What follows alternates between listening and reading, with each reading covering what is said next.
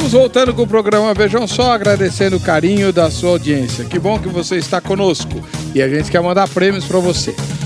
Participou do programa pelo site, né, www.vejansó.com.br. Votou na enquete e você já está habilitado ao sorteio. Se você não ganhar no sorteio de hoje, fique em paz, tá bom? O seu nome continua na base de dados e no final da semana a gente vai fazer o sorteio do kit Jô Rezende. Ela mesma vai mostrar para você. Oi, amigos, estou aqui mais uma vez para dar uma dica para você, ó. Tenho certeza que vai ficar feliz com a minha dica de hoje. Você que está passando aí por uma queda de cabelo muito forte, por excesso de química, alisamento, amaciamento, escova definitiva, escova progressiva. Você também que está com psoríase, que passou por radioquimioterapia. Eu tenho uma linha de tratamento de cabelo natural para você poder conservar os seus cabelos, né? Porque homem careca e mulher careca não dá. Essa minha linha é totalmente natural. Eu tenho kit de beleza que você pode adquirir pelo meu site, kit de cabelo seco, kit de cabelo normal, kit para cabelos oleosos e agora uma novidade, estou lançando o kit restaurador, que é para um cabelo que passou por química, por excesso de tintura, alisamento, amaciamento, escova progressiva e definitiva. É o kit restaurador, que já vem completo para você cuidar do seu cabelo. E caso você queira marcar uma avaliação comigo, ligue para mim e faça uma agenda para um horário para o seu trabalho. Lá nós fazemos tratamento de terapia com massagens terapêuticas para recuperar o seu fio de cabelo e eles voltarem rápido. Gostaram da minha dica? Tenho certeza que você vai lá, vai tomar um cafezinho, um chazinho comigo. Muito bem, obrigado, Jô Rezende. Deus abençoe você. Bom, o bispo José do Melo, grande entusiasta dos assuntos ligados à escatologia. Como é que chamou o blog, o senhor tem? É escatologiacristã.blogspot.com. escatologiacristã.blogspot.com. Muito bom. Como é que o senhor interpreta, então, aquela referência de Jesus em Mateus 24? Um será tomado, deixado o outro. Até hoje, 10 minutos atrás, antes de ouvir o pastor Davi, eu associava esse texto com aquilo que eu aprendi na época que eu era dispensacionalista. É um texto paralelo à 1 Tessalonicenses 4, o arrebatamento da igreja, ou não é? Para mim eu concordo. Trata-se do arrebatamento da igreja que foi descrito versículos antes, quando Jesus disse que os anjos são enviados aos 4 cantos da terra e reúnem os escolhidos. Não são os judeus? Não, os escolhidos são os cristãos. Né? Conforme eu já disse, né? A igreja é chamada de povo escolhido, propriedade exclusiva de Deus. A igreja, a partir de Cristo, ela é composta por judeus, crentes convertidos, e por gentios, crentes convertidos. De ambos os povos Deus fez um. Então os escolhidos são, como diz o apóstolo Paulo, né? Nós somos o povo escolhido de Deus, né? Escolhido desde a fundação do mundo. Ele estava escrevendo a comunidade cristã dos Efésios, né? Ou seja, de gentios, e chamava cada um deles, como não apenas nessa ocasião, como tantas outras ocasiões, aos Tessalonicenses a mesma coisa, chamando de escolhidos. Então os escolhidos estão ali implícitos, porque os apóstolos são apóstolos não da comunidade judaica, não do povo judeu. Eles são apóstolos de Jesus Cristo, da igreja do Senhor Jesus Cristo. E esses apóstolos de Jesus Cristo representam a igreja de Cristo ali em Mateus capítulo 24. Eles participam da ceia do Senhor, não como judeus, eles participam da ceia do Senhor como lavados e remidos no sangue de Jesus Cristo. Eles são os apóstolos de Jesus, os enviados para pregar o evangelho do reino, que é o evangelho de Jesus Cristo. Não há 2 evangelhos, não há duas ressurreições, né? Mas e o reino? O reino não é esse que o pastor descreveu, um reinado de Jesus lá em Jerusalém? Não, Jesus disse que o reino dele não era desse mundo. Quem pensa no reinado de Cristo em Jerusalém tem que me mostrar aonde é que está na Bíblia Jesus num trono sentado em Jerusalém. Não há nenhum lugar, nenhuma passagem disso. Jesus está já reinando do céu. O trono de Deus sempre é visto e descrito como um lugar, estando no céu. Mas Jesus não pode reinar em Jerusalém? Ele por 1000 pode, anos? ele não tem nenhum problema. O problema é que não há esse ensino na Bíblia. Claro que há. Não, em nenhum Apocalipse lugar. capítulo 21. Apocalipse capítulo 20, você 20, poderia 20, dizer. 20. Apocalipse capítulo 20 mostra Jesus reinando do céu. Hã? É claro, Não, senhor. do céu, não em Jesus Jerusalém. desce. Ué, ô bispo. Aí você tem que dar uma olhada lá melhor. Mas lógico, capítulo 20. não, peraí. Eu te Lá digo- no capítulo 20, descreve a descida de Jesus com as suas hostes montado no cavalo branco, tendo escrito o nome na coxa, com a espada que sai da boca. Ele vem, vence o anticristo, vence o falso profeta, senta no trono e reina 1000 anos. Não, no capítulo 20. Como que não? Não, aí Onde que é você isso? está. Não, tem essa descrição um pouco antes. Né? 19. É O 19? livro, exatamente. E no final. me apego a detalhes. Eu sei, mas eu gosto de observar bem essas coisas. No final do capítulo 19, só para você ter uma ideia, porque o livro de Apocalipse é muito importante isso. Se você não perceber isso, a gente comete bastante erro de interpretação em Apocalipse. Ou seja, isso o quê?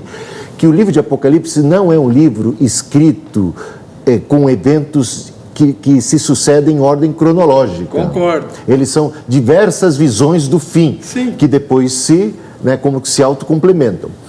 No final do capítulo 19, depois dele ter vindo sobre as nuvens do céu, reinado e tal, o que é descrito? O juízo final. O juízo O juízo final no final do capítulo 19. O juízo do grande trono branco. O juízo final. Diz, inclusive, que quando ele vem, ele destrói tudo, não sobra nenhum inimigo, destrói as nações inimigas e tal. É uma carnificina geral. Dá uma olhada os últimos versículos do capítulo 19. Por que eu estou dizendo isso? A propósito. Porque a gente vai ver o juízo final acontecendo também depois, no capítulo 20. Mais um retrato do... Porque diz que ele vem, né? Como um fogo, né? Que destrói os seus inimigos e aí se dá o juízo final novamente. Então, portanto, há diversas... Não, peraí. Não. Eu não vou cair nessa não, bispo. No capítulo 19, quando descreve a descida de Jesus, descreve-se a vitória dele sobre os inimigos. Sim, mas não sobrou ninguém. Não sobrou ninguém, concordo. Exatamente. Aliás, essa é a minha dúvida. É um juízo. É um E não juízo. há... Mas não é o julgamento do grande trono branco? Não. É que, tudo bem, é que você tem que entender o seguinte. Aqui você tem que entender que só existe um juízo final. Só existe um juízo final. Essa história de juízo das nações de Israel, capítulo 25, não, ali claramente é um juízo que se dá para todas as nações, gentios, para todo mundo. Ou seja, é o juízo final, é o retrato do juízo final. Depois daquilo lá, o que nós temos? Uns indo para o gozo eterno e outros indo para a perdição O eterna. estado eterno. Quando Jesus Cristo desce do céu com grande poder e glória, o que é que se desencadeia logo a seguir? O juízo final. O reinado milenar de Jesus em Jerusalém. Não, o juízo final. Não, senhor. E os 1000 anos lá? Os 1000 anos são um símbolo, é um símbolo do reinado de Cristo completo que se iniciou por ocasião da sua primeira vinda. Porque quando Cristo veio, primeira vez, ele já amarrou Satanás. Ele disse isso. Não, mas Satanás está preso, bispo. Mas, Ele está mais solto do que nunca. mas Jesus disse que ele amarrou. Ele disse que ele amarrou. Capítulo 12 de Mateus, a partir do versículo 29. Ele disse: eu expulso demônios pelo Espírito Santo de Deus, é chegado até vós o reino. E ele disse que o reino chegou. Em João capítulo 12, ele diz: é chegada a hora de ser expulso o príncipe desse mundo. Ele disse isso. É chegada a hora de ser expulso o príncipe desse mundo. Eu concordo com o senhor de que Jesus já reina. Isso é óbvio. Ele já está entronizado. Ele está entronizado, ele reina, ele é o senhor da história, papapá. Tudo bem. Mas, lá no céu, no mundo espiritual, certo? Sim. Ele concretizará esse reinado vindo ao mundo material, não é verdade? Senão não seria necessário, bastaria que o mundo acabasse e todos os homens, quando ressuscitassem diante do grande trono branco, iam ver: ih, é mesmo, olha aí, Deus existe, Jesus era real, bababá. Mas não, Jesus virá, todo olho verá, não é verdade? Sim. Isso não é simbólico. Com certeza, todo olho verá, a vinda de Cristo é visível. É visível, ele virá. Não vem em secreto, no arrebatamento Por que ele secreto. não pode reinar 1000 anos? Não digo que seja para cumprir as promessas para Israel, como diz o pastor Davi. Eu digo que ele vem reinar, por quê? Eu penso assim: até aqui vocês fizeram desse mundo gato e sapato. Eu vou mostrar para vocês como é que seria o mundo se Adão e Eva não tivessem ouvido aquele fedido rabudo chifrudo lá da serpente. Aí ele reina 1000 anos, mostrando. Você concorda comigo? Correndo, sim. Então ele reina 1000 anos, mostra para todo mundo: olha só como seria um mundo maravilhoso. Aí, no fim dos 1000 anos, o Satanás é solto, porque nesses 1000 anos Satanás vai estar preso de verdade, para valer. Não vai poder fazer nada, vai ficar que nem um cachorrinho. Aí solto ele vai fazer miséria lá, e aí sim, aí eu concordo. Aí vem o juízo final com a inauguração do Estado Eterno. Nova Jerusalém para os salvos, lago de fogo e enxofre para os perdidos e ponto final. Não pode ser assim. Poder? Pode, se Deus quisesse que fosse assim. E se Deus quisesse que fosse assim, teria Cristo dito, ensinado algo a esse respeito. Nada. Ele ensinou absolutamente nada. Nenhuma frase de Jesus aponta nessa direção. Pelo contrário, ele disse que o reino dele estava aqui na terra. Ele falou do reino dele em termos muito mais, digamos assim, paradoxais, heterodoxos, do que a gente pode imaginar. Ele diz assim, é como alguém que plantou trigo e veio outro durante a noite e planta o joio. Ele fala do reino de Deus nesses termos, como um grão de mostarda que é pequeno, até desprezível, mas que vai crescendo paulatinamente. Estas descrições, entre tantas outras, só podem dizer respeito ao reino de Deus aqui e agora, que se estabelece de maneira gradativa, gradual, paulatina, e que tem a presença do joio, porque se o trigo cresce, e a gente vai ver a palavra de Cristo, que um dos sinais que está lá em Mateus 24, que precedem a segunda vinda de Cristo, é que esse evangelho do reino deve ser pregado para testemunha a todas as nações, porque esse evangelho do reino não é para Israel, é para todas as nações, é evangelho da graça universal para todo mundo, é pregado para testemunha a todas as nações, e então vem o fim. Então a igreja cresce, as portas do inferno não prevalecem contra a igreja, porque Cristo capacitou a igreja para pisar todo o poder do inimigo. O inimigo, nesse sentido, está amarrado. Quando você lê Apocalipse capítulo 20, diz que ele foi amarrado, Satanás foi amarrado para não enganar mais as nações, de modo que o evangelho e a igreja crescem sem poder serem contidas em sua missão. Ou seja, o poder de Satanás está restrito, ele não está amarrado absolutamente, por isso a palavra de Deus, assim, totalmente, literalmente amarrado, mas ele está amarrado, profeticamente amarrado, no sentido de não poder impedir o avançar da igreja. Todo o poder me foi dado no céu e na terra, portanto, ide, fazei discípulos. Eu dou poder para vocês pisarem todo o poder do mal, escorpiões e serpentes. Nada poderá fazer dano para vocês. Por isso, porque ele está amarrado, ele não pode fazer dano. E a igreja prega o evangelho, e a igreja se espalha por todo mundo, e Cristo vem. Cristo deixou uma missão para a igreja, e essa igreja tem esse evangelho do reino, e ela é agente do reino de Deus aqui na terra. Agora, por que não pode acontecer esse milênio futuro? Porque ele é inviável, porque, pensa bem, sobre quem Cristo reinaria? Só teríamos dois tipos de pessoas quando Cristo voltasse: salvos e perdidos. Os salvos estariam com corpos glorificados com Jesus Cristo. Sobre quem Cristo reinaria?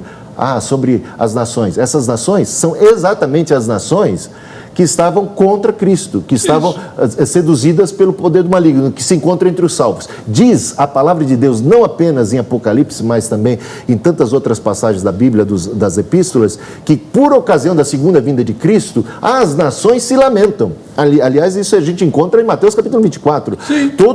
As nações e os povos se lamentarão. Por quê? Porque a expectativa que eles têm é de juízo final e não de um milênio aqui na terra. Sim, mas o juízo vai vir, pode demorar 1000 anos, mas vai vir. A gente faz um tema já sobre quem. Tá, o senhor me deu uma ideia, anota aí, Ana. Ela não anota. Toda vez que eu falo, ela não anota. Sobre quem Jesus reinará nos 1000 anos. Porque, bispo, antes de chamar o povo, fala. Eu entendo o seu ponto de vista, que o senhor fala que o senhor é pós-milenista. Eu sou um amilenista, de Agora fato. É milenista? Não, é porque. O que eu explico para você é o seguinte: quando eu digo que eu sou um pós-milenista realista, de fato eu sou um amilenista otimista. Portanto, é muito difícil definir isso. Tá bom. Mas o amilenismo, ele vai nascer lá com Agostinho. Concorda? Até então, todos os crentes eram, que nem eu, pré-milenistas históricos. Ainda o dispensacionalismo não tinha nascido. Mas eram pré-milenistas históricos. Como o senhor mesmo diz no seu blog. Há controvérsias. Não há não. O senhor mesmo diz no seu blog, eu gosto muito do seu blog. Lá está escrito assim: o Apocalipse tem que ser entendido pela leitura natural, porque inclusive, quando ele era lido, alguém lia e todo mundo ouvia. Ninguém tinha, que nem hoje, o texto para acompanhar. Concorda? É verdade. A pessoa ia ouvindo e formando imagens. E a imagem mais natural que o Apocalipse descreve é de Jesus voltando, derrotando o anticristo falso profeta e lançando-os no lago que arde com fogo e enxofre, e reinando no trono de Davi por 1000 anos. Isso é muito... A história da igreja mostra isso. Os primeiros cristãos eram pré-milenistas históricos. Mas a gente discute o milênio outro dia. Tá bom. Eu vou chamar a repórter e aí a gente vai ver o que ela apurou sobre o tema de hoje. Vejam só. Você acha que o arrebatamento da igreja vai acontecer antes ou depois da grande tribulação? Olha, eu acredito que vai ser antes, porque assim, a tribulação vai ficar para aqueles que realmente não serviram a Deus com uma fidelidade maior e para aqueles que não fizeram a obra corretamente. Eu acho que é antes da grande tribulação, né? O Senhor vai vir buscar os escolhidos, aqueles que andaram no caminho dele, que buscaram, né, estar sempre na presença dele. Esse é o meu ver. Eu acho que o grande arrebatamento, ele pode ser antes. E por quê? Acredito que... Porque Deus, o próprio Deus, acho que não deixaria os escolhidos dele passarem pela grande tribulação. Eu creio que vai ser antes, né? Por quê? Porque aqueles que estão pagando um preço para estar na presença do Senhor Jesus não vai precisar passar por grandes tribulações. Muito bom. Pastor Davi, o senhor, como um bom pastor bíblico, o senhor é biblicista, né? Assim, crê na inerrância das Escrituras e tudo, há de convir que todo mundo que respondeu aí a entrevista responde que o arrebatamento vai ser antes, porque ninguém quer passar pela grande tribulação. Eu pelo menos, apesar que eu sou midi-tribulacionista, eu creio que Jesus não nos livrará da perseguição do anticristo, mas nos livrará, sim, da ira de Deus que há de ser derramada sobre esse mundo, que é aquilo que o senhor falou, a segunda metade da grande tribulação, quando se desmascara, finalmente, a trindade satânica que governará o mundo aí na nova ordem mundial. Então, mas eu não gostaria de ter que sofrer, porque eu não tenho vocação para mártir, né? Mas... essa ideia de, não, Jesus vem para buscar quem for fiel, quem tiver assim, buscando a Deus e tal, não é um resquício assim, não, eu mereço subir, eu mereço ir para o céu. Não, aí é uma questão de fé, de crer naquilo que está sendo prometido. Aliás, aqui está se fazendo, se misturando duas informações. Por quê? O arrebatamento citado lá em Tessalonicenses, ele fala que o mundo não vê. Isso. Ele se dá nos ares e não tem sinal. Não existe sinal do arrebatamento. A trombeta. Não, mas isso daí é... Quem que vai escutar isso? O mundo vai ver, vai escutar? Não. É algo que vai se dar num plano celestial, o arrebatamento. A segunda vinda, todo olho verá. Se dará no Monte das Oliveiras. Isso. E com sinais para o mundo inteiro. Então, são dois eventos totalmente distintos. Outra questão, indo para essa questão que vocês estavam conversando aí, nós vemos claramente a conclusão daquele meu pensamento, com relação à figura do casamento. Observa. Apocalipse 19, 7. Alegremo-nos, exultemos e demos-lhe a glória, porque são chegadas as bodas do Cordeiro, os votos, cuja esposa a si mesma já se ataviou. Já participou lá dos votos. Pois lhe foi dado vestir-se de linho finíssimo, resplandecente e puro. Porque o linho finíssimo são os atos de justiça dos santos, da igreja. Então me falou o anjo, escreve, bem-aventurados aqueles que são chamados à ceia das bodas do Cordeiro, que é a igreja. E essa ceia, ela tem esse ato final na vinda. Isso aqui está claro, né? O Senhor, né, retornando aqui, viu o céu aberto, eis um cavalo branco, o seu cavaleiro se chama fiel e verdadeiro, e julga e peleja com justiça. Os seus olhos são como chama de fogo, na sua cabeça há muitos diademas, o que distingue lá do cavaleiro do capítulo 6, né? Tem um nome escrito que ninguém conhece, não, ele mesmo. Está vestido com um manto tinto de sangue, e seu nome se chama o Verbo de Deus. Está claro que é Jesus, e está tinto de sangue em função da batalha. E seguiam-no os exércitos que há no céu, montando cavalos brancos com vestiduras de linho finíssimo, branco e puro, que é a igreja. Essa é a segunda vinda. E segunda vinda. Aquele Não texto isso. Mas observa a conexão.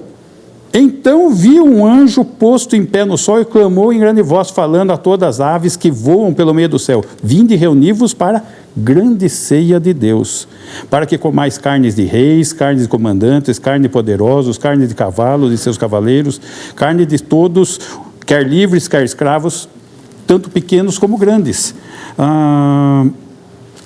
Um reino foi estabelecido. Bem-aventurado é aquele que tem parte na primeira ressurreição. Sobre esse, a segunda morte não tem autoridade. Pelo contrário, serão sacerdotes de Deus e de Cristo e reinarão com ele 1000 anos. Então, essa questão... Os restantes dos mortos que não reviveram até que se completasse os 1000 anos. Isso. Essa é a primeira ressurreição. Então, para mim, está claro a questão da segunda vinda terrena de 1000 anos cronológicos e claramente terrena, porque o pacto que foi realizado com Abraão foi um pacto de sangue prometendo uma promessa terrena. O texto promete terra, ele não promete coração. Agora, o texto que o bispo citou do coração, ele está citado lá em Lucas 17. Acontece que o texto, ele não está dirigido para aqueles que são deles. Olha só. Interrogado pelos fariseus sobre quando viria o reino de Deus, Jesus lhes respondeu: não vem o reino de Deus com a visível aparência, nem dirão ele aqui ou ele lá, porque o reino de Deus está dentro de vós. E aqui poderia ser também traduzido entre vós, porque o reino de Deus não poderia estar no coração dos fariseus. Os fariseus, eles foram apontados como sepulcro caiado, raça de víboras. Então o que Jesus quis dizer aí? Não entendi. Eles não estavam compreendendo a presença do rei entre eles. É isso que está acontecendo, se desenrolando aqui. Então, tanto que a palavra seguinte, ele dirige aos discípulos. A seguir, dirigiu-se aos discípulos. Então, o texto ali, ele estava até com uma certa ironia com relação aos fariseus. Para depois ele dirigir uma palavra para os discípulos. Então, essa questão... O reino, do ponto de vista da pregação de João Batista, já chegou, não é? Chegou com Jesus. Entenda, de novo, quando a igreja foi arrebatada, o Senhor levantou 144 mil judeus, 12 mil de cada tribo, para pregar o evangelho do reino. Nós vamos fazer um tema sobre 144 mil. Sem testemunho de Jeová aqui. Esses são os verdadeiros. Então, mas aí que está. Esse negócio de 144 mil vai dar pano para manga. Não vai não, bispo? Provavelmente, sempre dá. Né? Você aí de casa ouviu todos os pontos de vista destacados aqui pelo bispo José Hildo, também pelo pastor Davi Paulinetti. Você tem o site vejamsó.com.br com o contato dos dois, para você mandar e-mail, fazer pergunta, convidar para fazer palestra, né? Tem também os comentários dos telespectadores, não deu tempo de... Deixa eu ler alguns aqui. Marco Antônio Machado, da capital paulista, diz assim: acredito que antes de se chegar à conclusão com relação à pergunta de hoje, é preciso compreender se a aflição daqueles dias, Mateus 24, 29, se refere à grande tribulação propriamente dita ou à fase de desajuste social, espiritual, econômico e comportamental em escala crescente que antecederá o arrebatamento e culminará na grande tribulação. Marco Antônio está na mesma, né? Não tem diferença. Penso que Mateus 24 relata tanto o arrebatamento da igreja, que acredito será antes da grande tribulação, quanto da volta de Cristo sobre a terra, para iniciar seu reinado milenar em Jerusalém, depois da grande tribulação. Só é preciso compreender qual parte do texto se refere ao período pré-tribulacionista e qual se refere ao período pós-tribulacionista. Tá bom? O Guaraci, da capital paulista, diz assim: com base nas escrituras, entendo que tanto pós como os pré-tribulacionistas possuem argumentos fortes para sustentar suas teses escatológicas, até serem confrontados com a antítese. Um pouco de areia pode emperrar o funcionamento das engrenagens e grandes máquinas. Então, por aprendizado, quando crianças ou neófitos na fé, criamos convicções que tendem a nos acompanhar pelo resto da vida. E certezas, por serem certezas, não se abalam facilmente com argumentos apenas. Então parece-me que Deus, em sua infinita sabedoria, deixou incógnitas incapazes de serem resolvidas pela razão humana, mesmo acompanhada de fé. Essa é uma delas. Quer saber? O que ele quer que nós saibamos? Jesus volta. Mas quando? Só ele sabe. Bom, isso é fato. E tem mais uma que você não falou agora, sim. Só Jesus sabe quando ele volta, mas quem for dele tem que estar preparado. É isso que importa. Seja assim, seja assado. E eu queria terminar, pastor Davi, bispo José Hildo, muito obrigado pela presença dos irmãos. Prazer. Mas que eu já fui um ardoroso dispensacionalista, até eu ir trabalhar com o Dr. Shed, aí ele acabou com o meu dispensacionalismo. E o senhor está usando a Bíblia do Shed. Estou usando. Então, o meu grande receio, né, ser apaixonado pelos temas bíblicos é uma bênção. Eu mais uma vez elogio a forma como o senhor prega, porque realmente é maravilhoso ver como o senhor é um apaixonado pelas coisas da Bíblia. Isso é raro de se ver, né? Agora, com relação aos eventos do fim, há um grande perigo. Você pode ter e deve ter todas as convicções que você puder, mas cuidado.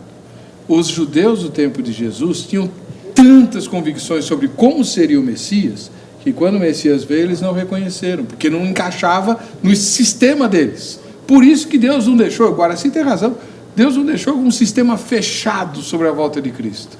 Ele guardou mistérios para que a gente possa agir com humildade em relação a esse tema.